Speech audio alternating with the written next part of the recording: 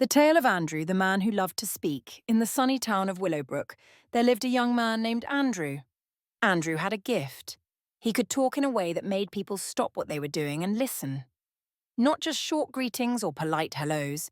Andrew could tell grand stories, share clever jokes, and give speeches so full of life that even the old church bell seemed to ring a little brighter. But here's the thing, Andrew wasn't always famous.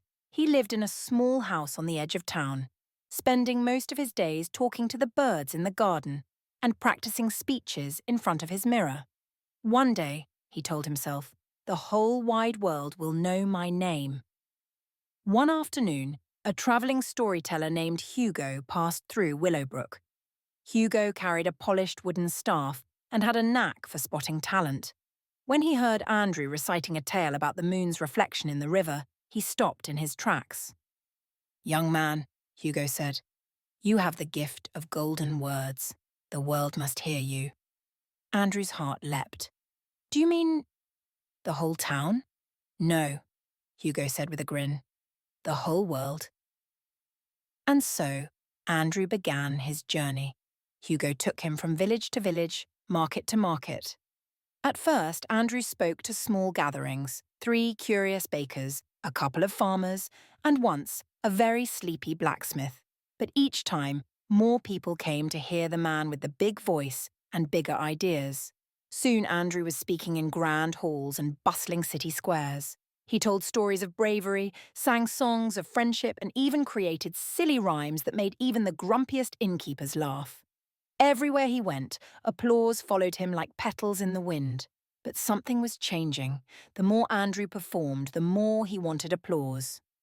He stopped listening to Hugo's advice about resting and helping others. Instead, he spent hours practicing longer, grander speeches.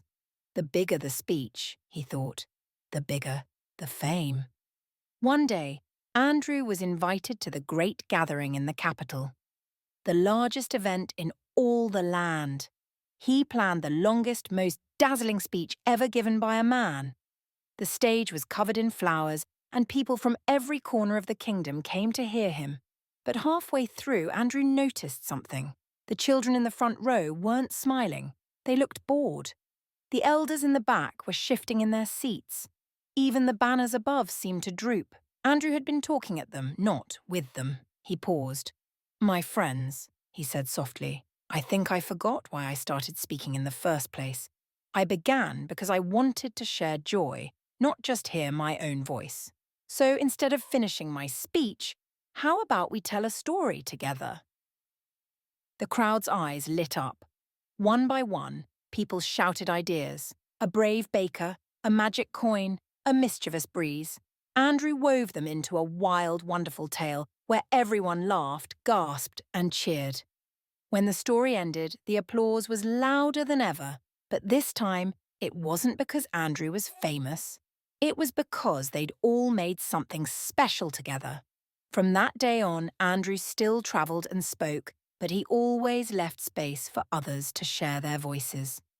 He learned that fame was nice, but friendship and shared laughter were worth far more.